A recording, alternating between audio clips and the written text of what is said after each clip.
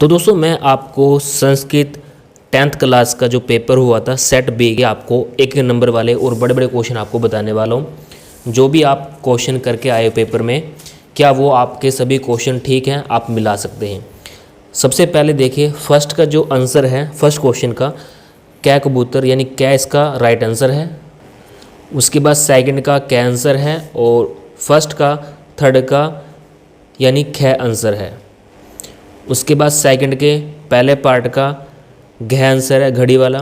उसके बाद सेकंड का घ आंसर है घड़ी वाला। उसके बाद तीसरे का भी घ आंसर है घड़ी वाला।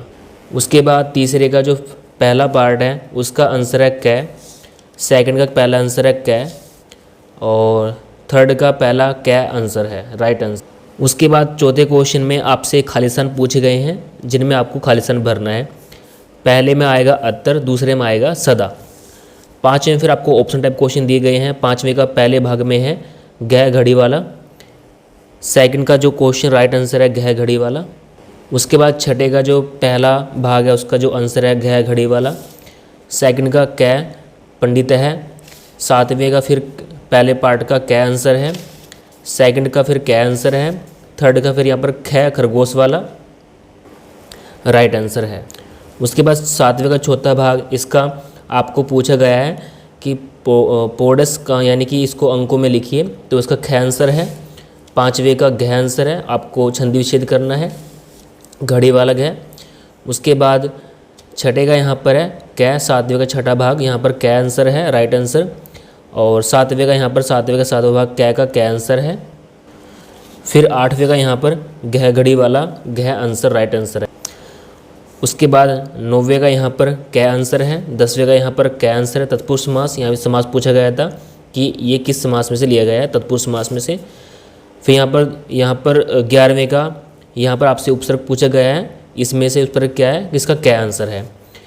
उसके बाद 12वें का यहाँ पर नीर है, उपसर्ग पूछा गया है इसमें भी। और 13वें का यहाँ पर घड़ी वाला घ आंसर है। उसके बाद 8वें क्वेश्चन में आपको यहाँ पर घड़ी दी गई है और यहाँ पर सुई बताया गया है कि कितने बजे हैं। तो यहाँ पर सबसे पहले इसका जो पहले पार्ट का आंसर यहाँ पर षड है, सेकंड का आंसर यहाँ पर सप्तम है। उसके बाद देखिए आपको दी गई है एप्लीकेशन, ठीक है। तो यहाँ पर कुछ खाली स्थान छोड़े गए हैं कि पहले में यहाँ पर क्या आएगा, दूसरे में क्या आएगा, तीसरे में क्या आएगा, चौथे में क्या आएगा और लास्ट में पाँचवें में क्या आएगा। तो सबसे पहले देखिए पहले में यहाँ पर ये आएगा और दूसरे में यहाँ पर आएगा ये, तीसरे में ये आएगा, चौथे में ये आएगा और पाँचवें में यानी कि ये आएगा। तो ये राइट आंसर है, आपने किए होंगे तो आपको 5 नंबर मिल जाएंगे। उसके बाद फिर आपको 10वां क्वेश्चन दिया गया है, आपको एक चित्र देखना अच्छी तरह समझना था जो कि 5 नंबर का है। और यानी यहाँ पर आपसे कुछ क्वेश्चन किए गए हैं। तो सबसे पहले जो कै का आंसर है वो ये है, कै का आंसर, ख का आंसर ये है और गै का आंसर ये है और घ का आंसर घड़ी वाले का ये है और डैश डमरू वाले का आंसर जो है नरा है। ये आंसर है, ये बिल्कुल राइट आंसर है जो मैंने आपको एक एक नंबर वाले करवा दिए हैं, जो कि आपसे ये यानी कि टोटल 10% पूछे गए थे और इनके भाग आपको एक नंबर में दिए गए थे। अब हम चलते हैं भाग 1 पे, जिसमें आपसे बड़े बड़े क्वेश्चन पूछे गए थे। सबसे पहला प्रश्न आपसे पूछा गया था गद्यांश, यानी आपको गद्यांश पढ़ना है और यहाँ पर कुछ क्वेश्चन किए गए हैं। ये पढ़कर आपको गद्यांश पढ़कर आपको इन क्वेश्चन के आपको संस्कृत में ही आंसर देने थे, यानी इस गद्यांश में से आपको इन क्वेश्चन के आंसर मिल जाएंगे, जो कि 10 नंबर का था। प्रत्येक क्वेश्चन आपका 2 नंबर का था। उसके बाद सेकंड क्वेश्चन आपको दिया गया था सप्रसंग व्याख्या, यानी आपको सप्रसंग व्याख्या हिंदी में आपको लिखना था, ठीक है। ये आपको दिया गया था, ये आपको पढ़ना था और कौन से पार्ट में से लिया गया है, कौन से लेसन में से वो आपको पता करना था। इसके अलावा अगर आप अथवा करना चाहते हो तो अगर आपको ये आता ये कीजिए, ये आपका 5 नंबर का था। उसके बाद तीसरा क्वेश्चन आपको यहाँ पर दिया गया है, आपको 4 क्वेश्चन में से आपको कोई 2 क्वेश्चन करने थे, यानी कि आपको ये हिंदी भाषा में इसका आंसर लिखना था किन्हीं 2 का। और प्रत्येक क्वेश्चन आपका 2.5 नंबर का था, यानी 5 नंबर के 2 क्वेश्चन थे।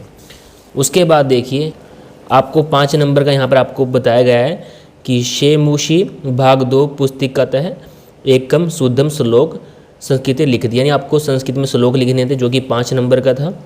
उसके बाद फिर आपको सप्रसंग व्याख्या दी गई है, दोनों में से आपको कोई भी एक करना था, या तो आप ये कीजिए या फिर आपको ये करना था, ये भी आपका 5 नंबर का था। उसके बाद फिर आपका छठा क्वेश्चन था कर्मधारय समास या फिर अथवा या करण कारकस्य परिभाषा उदाहरण से लिखिए, यानी आपको या तो ये करना था कर्म कारकस्य, या फिर आपको दोनों में से आपको कोई एक करना था। एक आपका ये 3 नंबर का था। उसके बाद आपसे उपसर्ग पूछा गया था, परिभाषा आपको उपसर्ग की देनी थी हिंदी में, उदाहरण सहित आपको उदाहरण भी लिखना था जो कि आपका 2 नंबर का था। उसके बाद यहाँ पर अविभाज्य समास या फिर तत्पुरुष समास आपको लिखना था, या तो आप अविभाज्य समास लिख लिए या फिर तत्पुरुष समास लिए उदाहरण सहित, तो आपको उदाहरण भी साथ में देना था। 8वां क्वेश्चन आपका दीर्घ छंदी अथवा व्यंजन छंदी की परिभाषा लिखनी थी आपको उदाहरण सहित। तो ये आपका 3 नंबर का क्वेश्चन था। आई होप दोस्तों वीडियो आपको अच्छी लगे, वीडियो को लाइक करना, शेयर करना और कमेंट करना। अगर दोस्तों आप इस यूट्यूब चैनल पर पहली बार वीडियो देख रहे हैं तो चैनल को सब्सक्राइब कर लेना, साथ में बेल को प्रेस कर लेना, ताकि हम जैसे ही वीडियो अपलोड करें आपको तुरंत नोटिफिकेशन मिल सके। Thanks for watching.